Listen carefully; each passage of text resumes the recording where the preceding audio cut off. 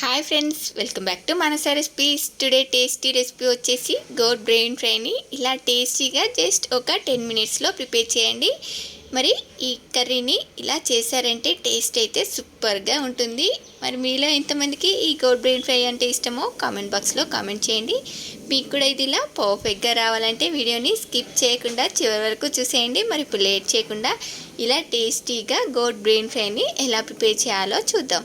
ముందుగా దీన్ని చేసుకోవడానికి ఇలా నేను ఇక్కడ ఒక 2 బ్రెయిన్స్ని తీసుకుంటున్నాను. చూడండి, ఇలా ఈ బ్రెయిన్స్ని ఒక 2-3 టైమ్స్ ఇలా వాష్ చేసుకున్న తర్వాత వీటిని మళ్ళీ ఇలా కొంచెం వేడి నీళ్ళతో వాష్ చేసుకోవాలి. ఇలా వేడి నీళ్ళతో వాష్ చేసుకోవడం వల్ల మనకి ఇవి నీచు వాసన రాకుండా ఉంటాయి.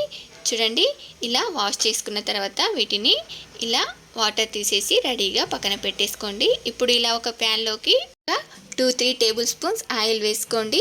ఆయిల్ కాస్త ఎక్కువగానే పడుతుంది ఈ కర్రీ చేసుకోవడానికి. చూడండి, ఇలా ఆయిల్ వేడైన తర్వాత ఇలా ఒక ఆనియన్ని చిన్న చిన్న ముక్కలుగా కట్ చేసుకొని వేసుకొని ఈ ఆనియన్స్ని ఇలా బాగా ఫ్రై చేసుకున్న తర్వాత ఒక 2 పచ్చిమిర్చి, కొంచెం ఫ్రెష్గా దంచిన అల్లం వెల్లుల్లి పేస్ట్ వేసుకొని ఇలా పచ్చివాసన పోయేంత వరకు బాగా ఫ్రై చేసుకోవాలి. ఇలా ఫ్రై చేసుకున్న తర్వాత ఇప్పుడు దీనిలోకి కొంచెం పసుపు కూడా వేసుకొని ఇలా ఒకసారి బాగా మిక్స్ చేసి ఇప్పుడు దీనిలోకి ఒక చిన్న టమాటోని ఇలా చిన్న చిన్న ముక్కలుగా కట్ చేసుకొని వేసుకోండి. ఇలా ఈ టమాటో ముక్కల్ని వేసుకున్న తర్వాత మనకు ఈ టమాటో ముక్కలు ఇలా సాఫ్ట్గా అయ్యేంత వరకు ఇలా బాగా ఉడికించుకోవాలి. ఇలా ఉడికించుకున్న తర్వాత ఇప్పుడు దీనిలోకి మనం ఇలా క్లీన్ చేసి పెట్టుకున్న బ్రెయిన్స్ని వేసుకొని ఇలా మరి సిమ్లో కాకుండా హై ఫ్లేమ్లో కాకుండా మంటని మీడియం ఫ్లేమ్లో పెట్టి ఈ బ్రెయిన్స్ని ఇలా ఫ్రై చేసుకోవాలి. చూడండి, మనకు ఈ బ్రెయిన్స్ తొందరగానే ఉడికిపోతాయి.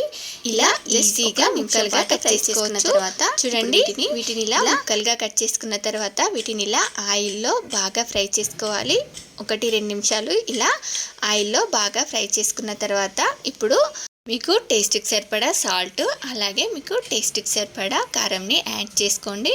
నేను ఇక్కడ 1 టీ స్పూన్ వరకు సాల్ట్, 2 స్పూన్ల వరకు కారంని యాడ్ చేసుకున్నాను. చూడండి, దీనిలో కారం కాస్త ఎక్కువగానే పడుతుంది. అలాగే దీన్ని ఇలా కారం వాసన పోయేంత వరకు బాగా ఫ్రై చేసుకున్న తర్వాత ఒక గుప్పెడంత కొత్తిమీరాకు, అలాగే 1 టీ స్పూన్ ధనియా పౌడర్ వేసుకొని జస్ట్ ఇలా 1 నిమిషం పాటు ఫ్రై చేసుకుంటే సరిపోతుంది.